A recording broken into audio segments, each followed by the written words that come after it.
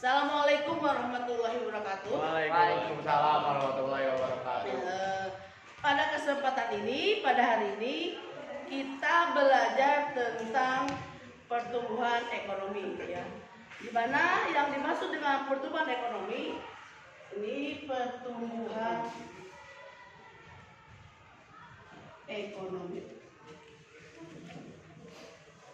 Yang dimaksud dengan pertumbuhan ekonomi adalah kegiatan di mana suatu kegiatan ekonomi yang mengakibatkan bertambahnya jumlah barang dan jasa, atau bisa juga dikatakan sebagai naiknya PDB atau produk domestik bruto suatu negara dalam satu tahun, ya. Di mana untuk mengukurnya nanti ada rumusnya, seberapa besar pertumbuhan ekonomi suatu negara nanti ada rumusnya. Sebelum ke sana kita membahas dulu tentang teori daripada pertumbuhan ekonomi. Teorinya, teori pertumbuhan ekonomi. Ya. Ada 3 teori. Yang pertama teori klasik. Teori klasik yang membahas tentang pertumbuhan ekonomi. Di sini tokoh-tokohnya yang pertama ada Adam Smith, kemudian David Ricardo, dan Robert Malthus.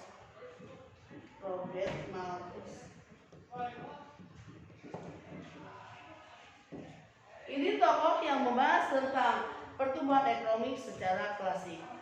Menurut Adam Smith, bahwa yang menyebabkan kenaikan atau pertumbuhan ekonomi diakibatkan dengan banyaknya jumlah penduduk.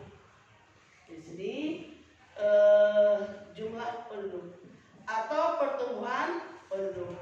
Semakin besar jumlah penduduk, berarti semakin besar pula tingkat pertumbuhan ekonominya.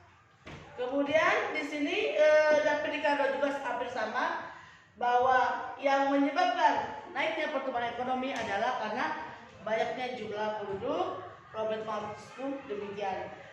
Di sini tapi kalau David Ricardo dia mengatakan bahwa kalau terlalu banyak penduduk itu akan mengakibatkan kekurangan pangan, sehingga di sini kalau kekurangan pangan akan mengakibatkan pertumbuhan ekonomi kita akan tersendat.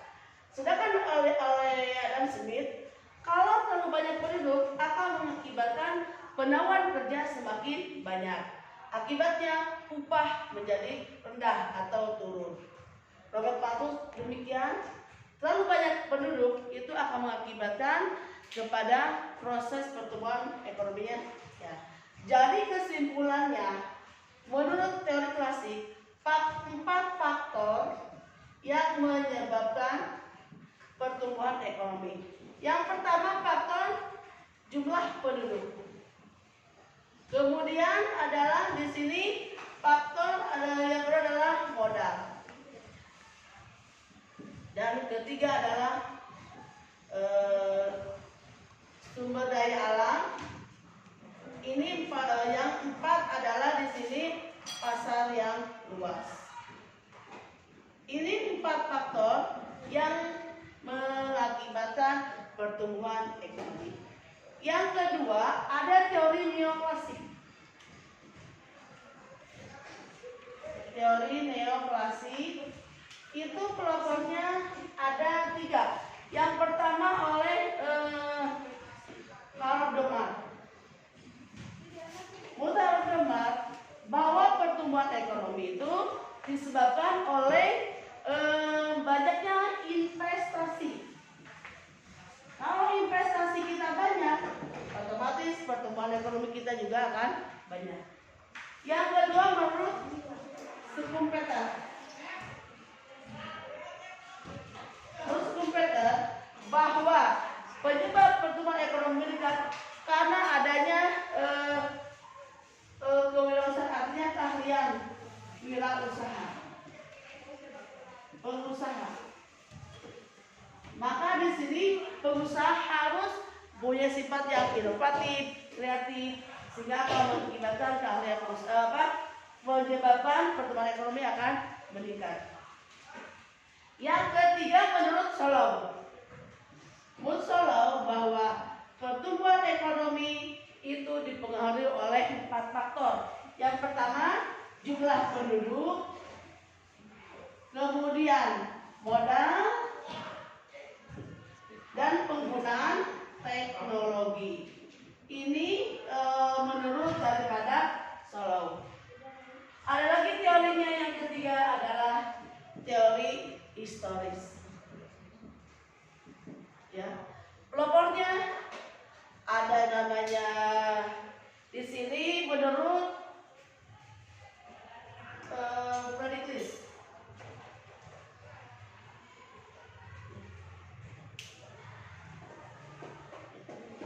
Pertama ada Prediklis.